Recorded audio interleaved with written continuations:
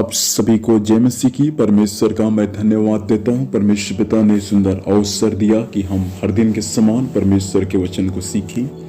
फ्रीओं आप जरूर जो वचन को सीखते हैं दूसरों को भी आप प्रोत्साहित ताकि वे लोग भी परमेश्वर के वचन को सीखकर प्रभु में आगे बढ़े और परमेश्वर के राज्य के लिए काम आने पाए।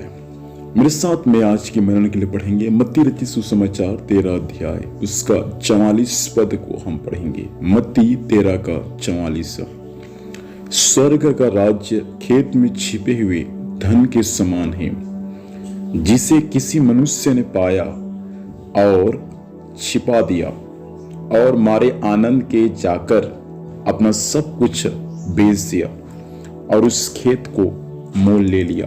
परमेश्वर पिता इन वचन के माध्यम से हम सभी को आशीर्वाद दें। फ्रीओं जब आप यहाँ 13 अध्याय को पढ़ेंगे तो परमेश्वर यहाँ पर स्वर्गीय राज्य का दृष्टांत यहाँ पर बता रहे हैं।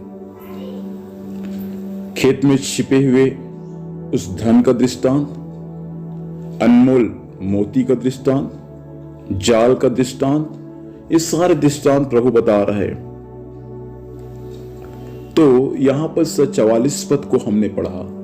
यहां पर प्रभु यीशु मसीह बता रहे स्वर्ग राज्य खेत में छिपे हुए उस धन के समान है।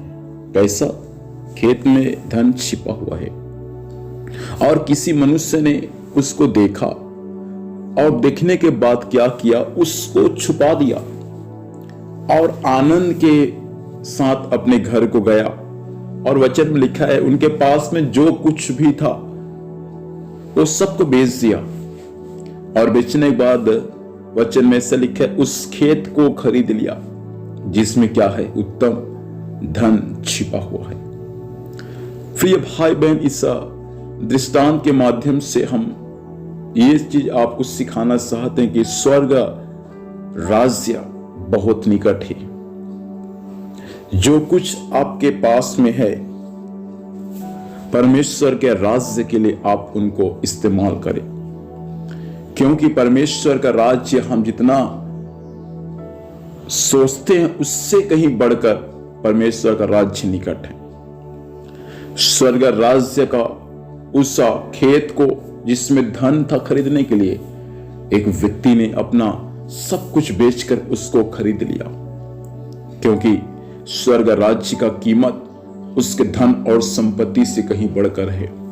प्रिय भाई बहन, स्वर्ग का राज्य को आप और मैं इस पृथ्वी पर धन और संपत्ति से खरीद नहीं सकते।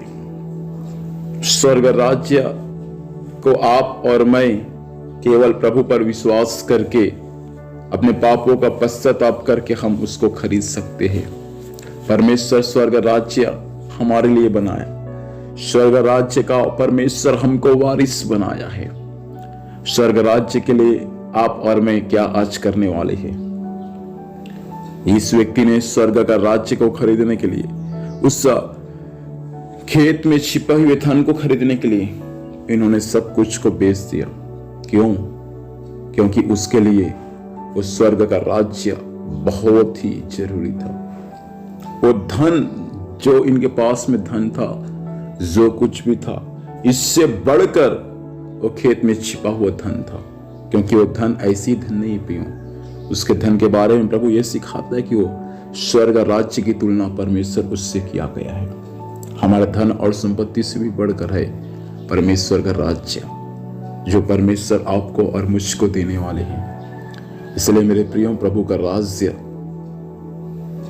जो अत्यंत निकट है, उस राज्य में जाने के लिए इस पृथ्वी पर जो कुछ आपके पास में है, पैसा से तो हम प्रभु के राज्य को खरीद नहीं सकते, लेकिन परमेश्वर के राज्य को हम पैसा से बढ़ा सकते हैं। अर्थात जो रुपए हमारे पास में है उस रुपए को हम प्रभु की सेवा के लिए इस्तेमाल करें, ताकि लोग परमेश्वर के प्यार को जाने और एक दिन वे भी खुदा के राज्य का वारिस बनने पाए। आइए प्रार्थना करेंगे।